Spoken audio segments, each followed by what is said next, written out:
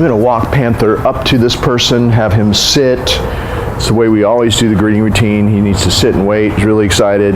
Step away from him, give the person a little treat to offer him.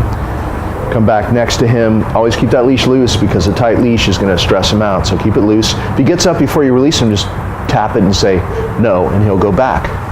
With your right hand, pat his chest, and see that? I didn't get a chance to say no, but see how I tapped it and he went back? Nope. Go say hi. Come. And then call him back to come. Good. If I were to describe an issue with Panther, it's not a big one, but sit.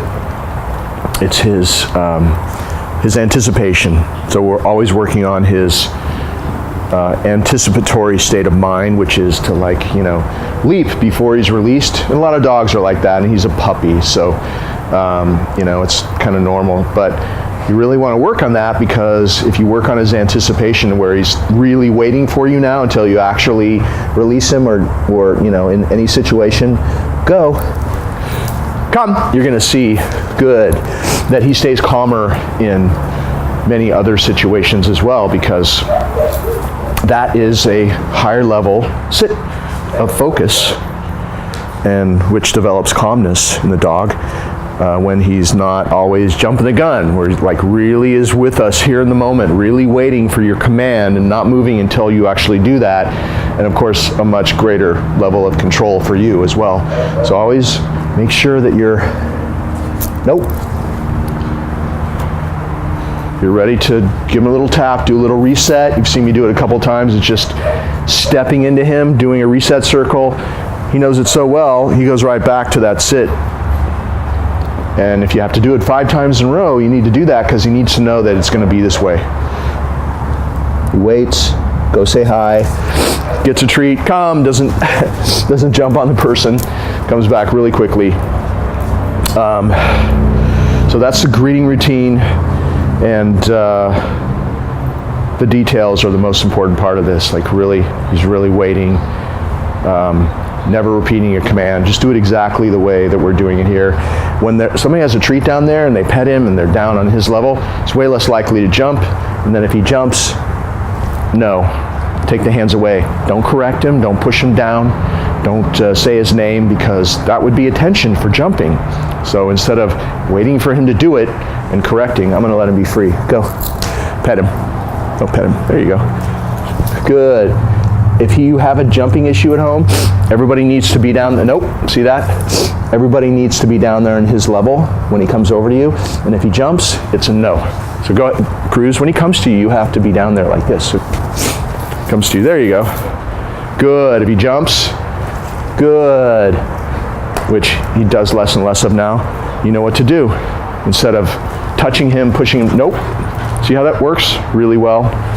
Good, and then petting him when he's doing what you want to see more of, starving out that jumping by not giving it attention, not talking to it, not pushing him down, or whatever correction you might want to do. Okay.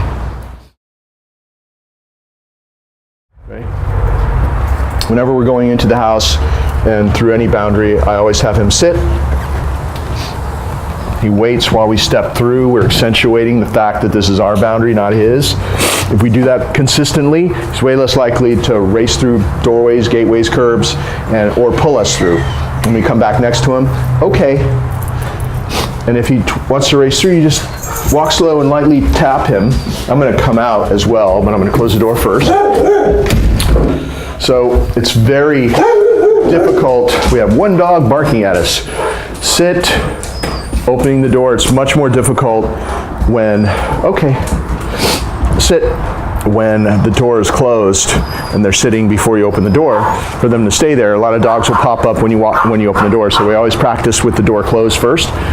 Step out, step back, he waits till you come back to him, okay.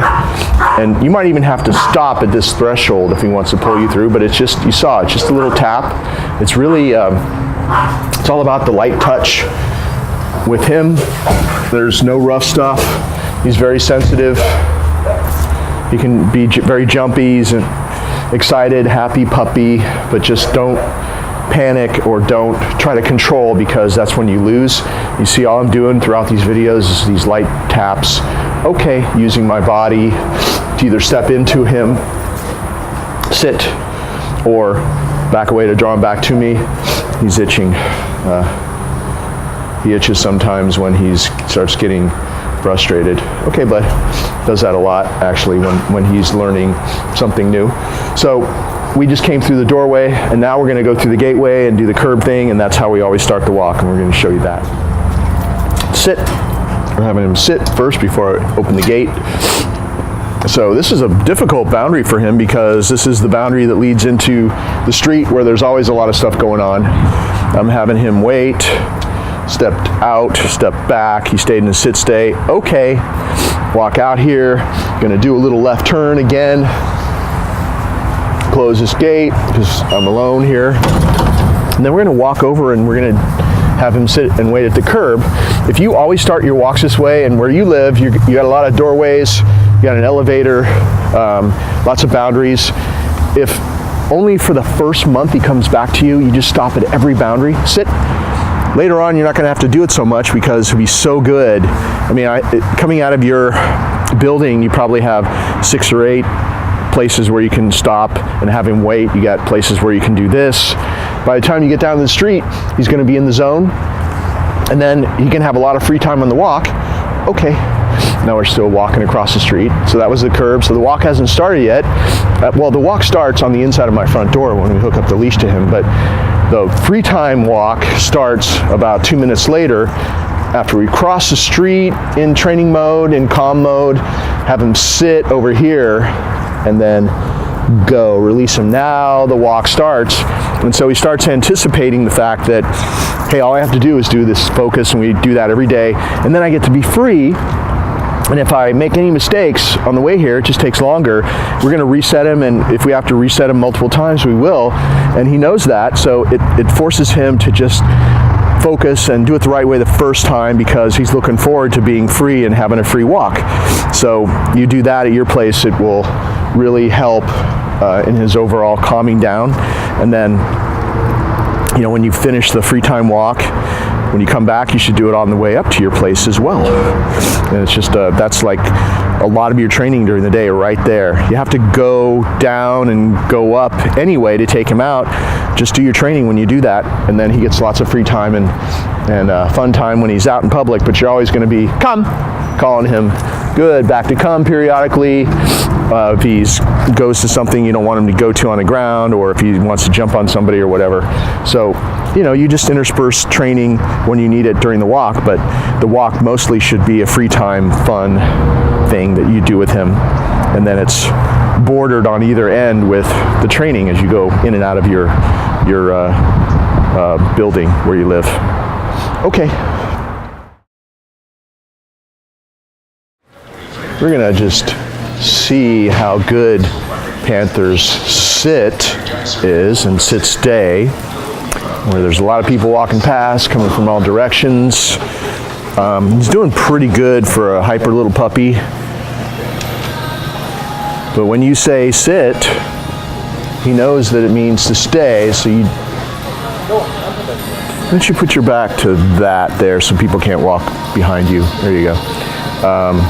You don't have to say stay, because stay is implied. So when you say sit, he knows that you want him to stay there.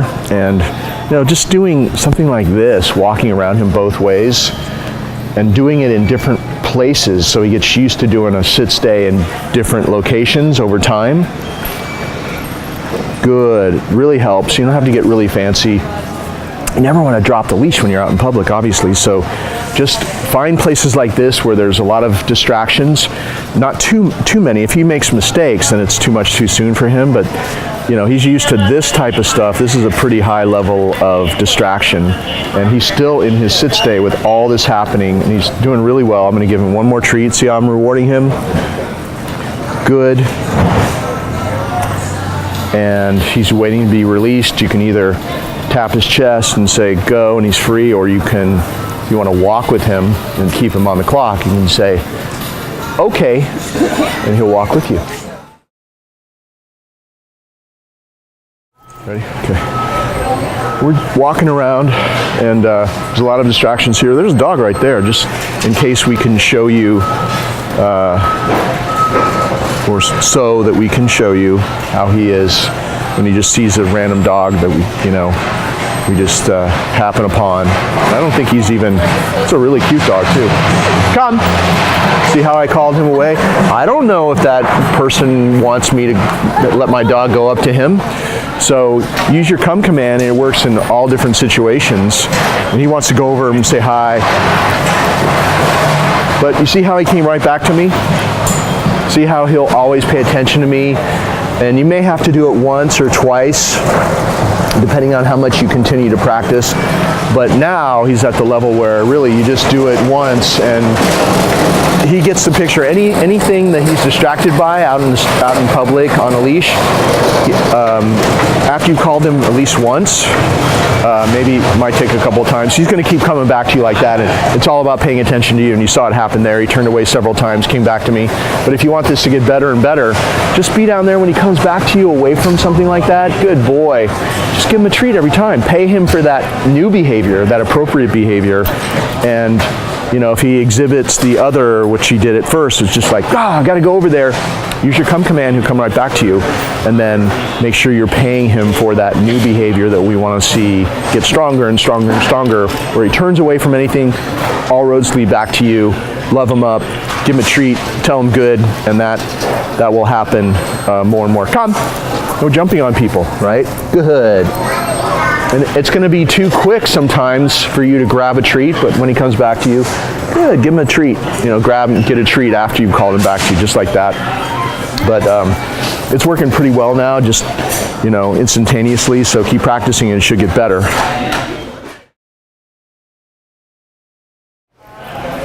Down.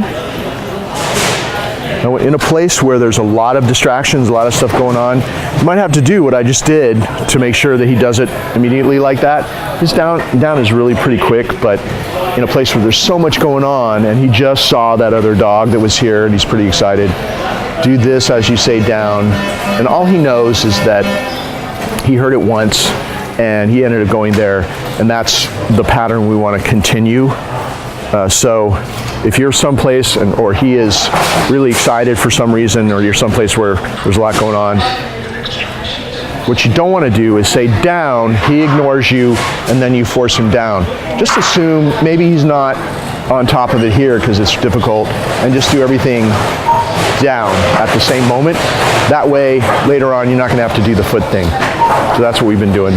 Stay is built into down, as you can see. We don't have to say stay anymore, so when I say down, he knows that he stays there until he's released.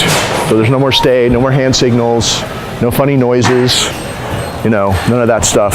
Keep it simple. Any kind of funny noises or crazy hand signals are just going to confuse him, as they do with every dog. So everything's streamlined. Only say things once. He sees things he really wants to go after, but good, he's staying there, so he gets a little reward for that. And now I'm going to release him, and this is the way you release him out of a down. So if you made a mistake, you say no. Gently but firmly, just put him back. He needs to wait until you actually release him. You're going to stand back next to him. You're going to say, okay. He's going to get up. You're going to say, sit. And then you always release him from a calm sit stay, because we want this calmness to build in him. If you release him straight from a down, he's going to jump up and run around. But here in a sit stay, we can reinforce a much calmer release from a sit stay than a down stay. See how he's waiting? Go. And he's still hyper and all. Oh, we have our friend passing by again.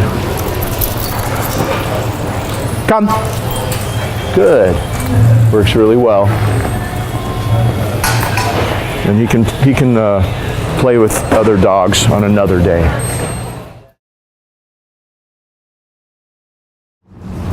When I'm practicing the come command, I always do it the same way every time. If you do it the same way every time, hold the leash the same way when you're walking, it'll become like second nature much quicker. And it's really very simple. You just put the loop over your left hand, and you always, the rules of the recall are that you always call him, when you're practicing, you always call him away from something. So even if he looks away, you want to call him then, because we want to practice in as much of a real life situation as possible. So always call him away from something and never repeat the command, come, just like that. Good. Use your right hand target. The reason for having this in your left hand is that the left hand is free, because the loop is over your wrist, to grab the leash. And it will be, since it's on his right side, but your left, it's going to be right there. So you say, grab your treat with your right hand target, come. Good.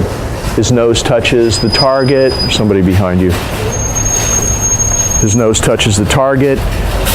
Open your hand, give him the treat. That's the same moment I grab the leash in my left hand. When you back away, it makes the dog run to you. So when you're practicing, you always back away, because somebody's coming and he'll probably want to jump on them. I'll call him away from them. Come. See, when you back away, he can't help himself. He rushes to you.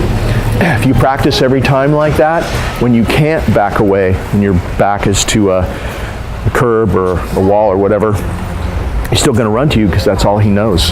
He hears the come command, he rushes to you because of the way you've taught him. So standing still is not half as good, and moving towards him will chase, he'll run away from you. So you're always backing away, which draws a dog to you when you back away, because we want him to hear that come command, break away from something, turn around, and come running back to you.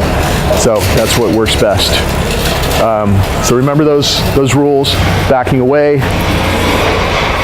right hand target, a closed hand. He doesn't know this is empty, so the reason for using this is in an emergency: no leash, no treat, come. Good boy. You hook your hand under the collar then, and he doesn't know that there was nothing in the hand, and it will always work and could easily save his life someday. God forbid he gets out in the street or something like that, his leash comes off. And there's no leash, you hook your left hand under his collar. There is a leash, grab the leash, just like you've seen me doing. So those are the rules of practicing the recall. Sit. You always walk him up to the mat, have him sit first with your right hand, pat his chest and say, go to your mat, down, walk him over, say down. This mat is getting to be too small for him because he's growing. Good. You're always rewarding him. You're laying it on the mat and he waits until you withdraw to touch it, to take it. Good. See how he waits like that? And you can just start off with simple stuff like walking around him both ways. Just basic downstay. The reason that he can do this in public is because we started practicing the mat exercise from day one in here where there's no distractions, and then I was able to control the level of distractions gradually to get him to have a better and better downstay over time. Good, and that's why he can handle being out in public and staying in a downstay, because we started this way.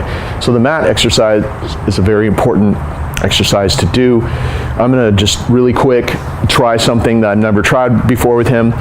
Down, you're always going to remind him to do what you want him to keep doing. So I have never left him alone in this yard before like this. We'll see what happens. Going through both gates, he's all alone there. Coming back, he may have popped up. No, he didn't. He was very good. If he had popped up, I'm going to say no. I'm going to stay calm. I'm going to grab the end of the leash. I'm going to, nope. No, we'll put him back usually if he pops up. Don't say down again. You already said down once. We want that first command to hold if need be for 5 minutes. Grab the leash, step into him, pretend he's walking next to me on my left like this, walk him back on the mat and just put him there. The only thing you've said is no. And then you go back and you see like what part of that whole thing that I did made him pop up. So maybe it would be when I closed the first gate, or maybe it would be when I stepped out, but you gradually work back up to that, and this is the way that you work through issues. Good, but he didn't make a mistake, so I rewarded him. Another thing you can do is pull on a leash, which, good. Most dogs will get up and come to you before they learn to downstay, but he's not triggered by that anymore. So since it would be hard for me to have him make a mistake, I could do this, which I really haven't done a lot of, but you've seen him out in public. Like, it's good boy. I'm going to give him a double reward for that. Larger portion. Good. No matter what you do, even if you do that kind of stuff, slow it down when you reward him, because we want this exercise to be about calmness and focus. Our goal is every time you release him, he's a little bit calmer every time. And then that carries through his whole life, because you don't want to be training forever, always. You want him at some point to just be calmer and not do the things he used to do. And all this stuff on the video is a way to get to that point, so you're not always having to be training for years and years. There would always be some maintenance things you would do, but all of this stuff we're doing here, you can ease off on it as you have more results and you don't need it anymore. You can ease off on a lot of this over time. So one more reward. Nope. Make sure he doesn't touch your hand. Really has to wait. Good. Respectfully until you withdraw. He takes it off the mat.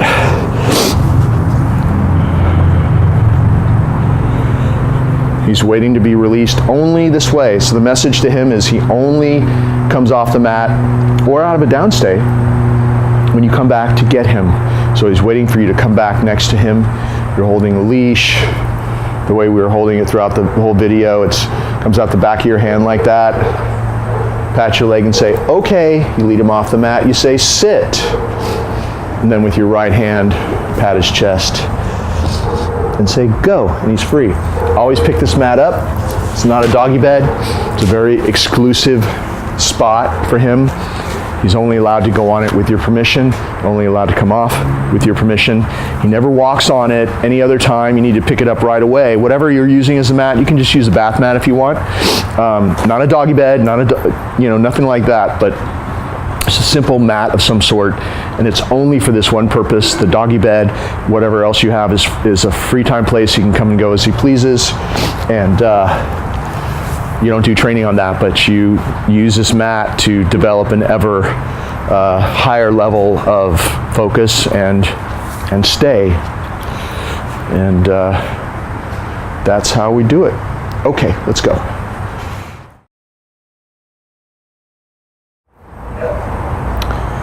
We walked him up to the crate. We have him sit.